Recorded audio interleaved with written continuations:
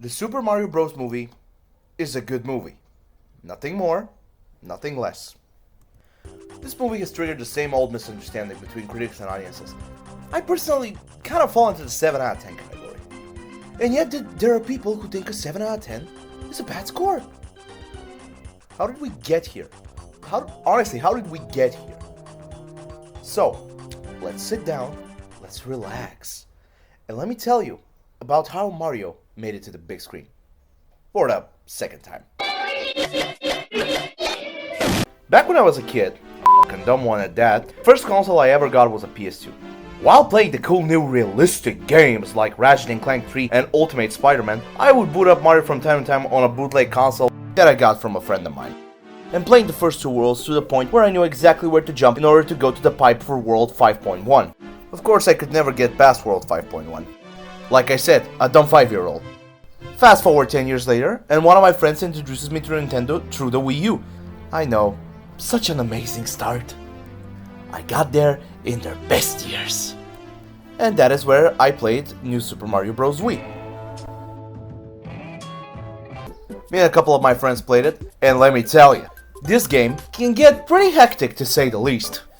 After that I played Mario Odyssey, which I really enjoyed, and let me tell you, I think it's my favorite Mario game of all time. And then I played Mario Galaxy on my Steam Deck, but don't tell Nintendo! And that's my story with the Mario platformers. Now Mario Kart 8, I played the living crap out of that. If my Wii was still alive, rest in peace, I had 700 hours on Mario Kart 8 on it, and that another 200 on the Switch for good measure. From what I told you, I think you can get a certain grasp that I have some knowledge on the Mario universe. Get on with it. Okay, if you insist. Now Mario has started in 2 movies before this one. The first one was back in 1989, and it was released in Japan only, but bootleg copies in English do exist. I have seen it, and it's a pretty fun and enjoyable movie. And then there was the live-action Mario Bros. Movie. And yeah, it exists. But to be fair, it's not that bad. Considering the hell that the movie went through, it's kind of a miracle that it's at the very least watchable. Sadly, Nintendo got so scared by the movie's critical and commercial failure that for nearly 30 years they were afraid to be in the movie or TV industry with any other of their properties. Which sadly included the rejection of a Legend of Zelda movie pitch and a Star Fox TV show. Just FYI, I'm also a huge Legend of Zelda fan, and I was really sad when I saw the pitch video. But enough about that depressing shit, let's go back to the now, shall we? So, picture this. It's 2018, and I'm still a small child who does not know how the real world works. In January, it was announced that Illumination was working on a Mario Bros. Movie, with assistance from Nintendo. And it's in times like that when you start fearing for the worst. I think it's well known that Illumination does not have the best track record in the animation food chain. Usually they would bet on safe investments with small budgets and the most basic of stories, which can keep you kids entertained for 90 minutes. Through this formula they've made buttloads of money, due to the way they're designed to appeal to the biggest audience possible. Unfortunately, yours truly had seen some of their films, sometimes against my will, and most of them did not leave any impact on me whatsoever. The only one that I can honestly say is good is the first Despicable Me. And after that they realized they could stop trying and the money would just come in. I'm looking at you, you piece of shit. One of my main gripes with their movies is their art style. Oh god, the art style. Just look at it. Just look at this Grubhub ass commercial lookalike. This art style was most apparent in their Secret Life of Pets and Sing movies, aka the pinnacle of comedy for kids born after 2007. Okay, story time. When I was 16, I was having some dinner with my father and his friends. They had a kid, which I think was 8 at the time, and the kid asked me what kind of animated movies do I like. I told him stuff like The Emperor's New Groove, Toy Story, The Incredibles, Shrek, etc. And the kid just stood there, staring back at me with a blank expression on his face, and asked me what they were all about. I gave him a quick synopsis of the plots. The kid kept staring at me blankly and said something I never expected to hear. Those movies sound boring. I was shook to my core and not knowing how to react. After I came back to my senses, I asked him, okay, what type of movies do you watch? And he said, I like Sing and the Secret Life of Pets. At that point I had only seen Secret Life of Pets, which was a blatant rip-off of Toy Story. I said, fair enough, but I think you should give the other ones that I recommended a try. He said, nah, I would rather watch the Despicable Me movies. Which brings us to... Ah yes, the Despicable Me movies. From a humble beginning with the first one, A light-hearted, charming little comedy about a supervillain turned father. I still enjoy watching it from time to time. Plus Steve Carell is always great. Even the second one is at the very least watchable. But you know where I'm going with this. That's right, it's time for the f***ing Minions, baby! These yellow pieces of shit were the bane of my existence before other issues took over my life. You know, stuff like back pain, heartbreak, inflation on the price of potatoes, etc. When Despicable Me 2 came out, Minion madness was everywhere, and everybody in my school was playing the Minions Endless Runner. And of course they had those stupid, useless phone cases that were in the shape of a minion. Everybody had those. Even I had one! But I think that's a story for another time. What I'm trying to say with the small rant is that I was worried that the Mario movie was in very bad hands. I knew that Nintendo had a deal with Universal to put Nintendo attractions in their theme parks, and that's why Mario was in their grubby little hands now. And then, the casting happened. I think I'm just gonna let Donkey show the reaction we all had. First, of course, The is fuck? Mario, who will be played by Chris Pratt. What? He's so cool. His little brother, What the Luigi, fuck? will be played by Charlie Day. What? I'm excited for you to see this timid He's sibling so appear funny. on screen. In the Mario movie, Donkey Kong will also be making an appearance.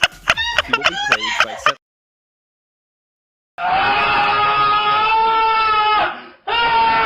So, who's ready for me to fucking lose it? Chris Pratt. Chris motherfucking Pratt! Now let's be fair here, the guy has good comedic timing. And I love how he could be a lovable goof, but this casting choice does not come from a place of love.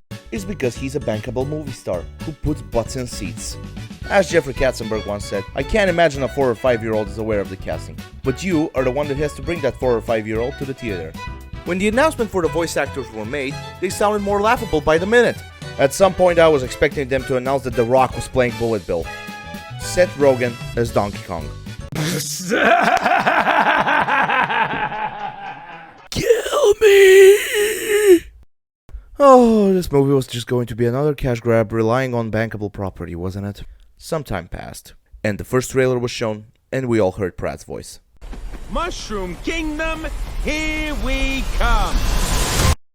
My excitement levels were not that high to say the least. The main highlight though was Jack Black. I mean, the guy was truly embracing Bowser, and it was obvious he was giving it his all. Video games and other media have had a good track record as of recently, with the likes of Arcane, Sonic, and Pokemon Detective Pikachu, and maybe The Last of Us. Of course, we should not forget how bad things could get, with the likes of Ratchet & Clank, that one still hurts, the Resident Evil movies, Uncharted, Monster Hunter, and maybe Warcraft. Then another couple months passed, and the second trailer dropped and we started hearing the voices of other characters, plus some more from Chris Pratt. And I kinda started getting used to it. Alright, let's go.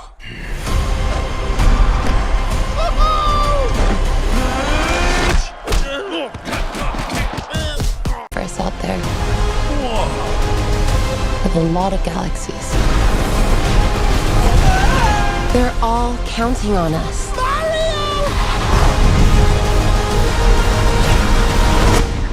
No pressure. He sounded a bit generic, sure, despite promising us a very different voice, but hey, you gotta pay for that third act somehow. At this point, the release of the movie was getting close, and me and my girlfriend were deciding on should we see it in Bulgarian or should we see it in English. I kinda have a man crush thing on the guy who voices Bowser in the Bulgarian trailer. Отворете портите! Най-накрая я намерих! Кой ще ме спре сега? That was the only reason I wanted to see it in Bulgarian. The Bulgarian dubs as of recently have not been the greatest, but he's always the exception. We finally decided we were going to see it in Bulgarian, and we went opening night. The theater was full of kids and their parents, whom by the looks of it did not want to be there. And we started questioning if we did the right thing. Then the movie began, the first Bowser scene came in, and they changed the voice actor! I was devastated and on the verge of leaving the theater, just for that. But she convinced me to stay. As for the movie, it was surprisingly enjoyable. Nothing mind-blowing, but enjoyable nonetheless. And at the same time, did it need to be? Mario as a concept is very simple to grasp, and does not need a lot of explaining. You go, you save the princess, Big Bow goes bye-bye, and that's it. I personally think it's their best movie since Despicable Me. It was clear that it was made with love for the source material, and by people who understood Mario. My main gripe would be with the licensed songs, which were so distracting and served as Actually, I don't even know what their purpose was. Probably corporate mandate, I don't know. Take on Me was so unneeded and misplaced, and I Need a Hero, while a good choice, just pales in comparison to the Shrek 2 version. But so do most things. Peaches was fantastic, and I fully support him to put it in for consideration at the Oscars. Even though I was watching the Bulgarian version, I could tell that Jack Black was having a blast behind the mic. Also, another thing, Luigi's absence for 90% of the plot was truly heartbreaking. Give my guy Luigi some credit. Despite losing a lot of money for Nintendo in 2013, it's not his fault that they put their faith in the Wii U. Then I went home, I opened Rotten Tomatoes, and saw this. And I was like, Oh shit, here we go again. to tell you the truth, I don't know what the critics were expecting with this release. Then I started reading some of the reviews. Everyone is a micron deep, pixels without much in the way of personality.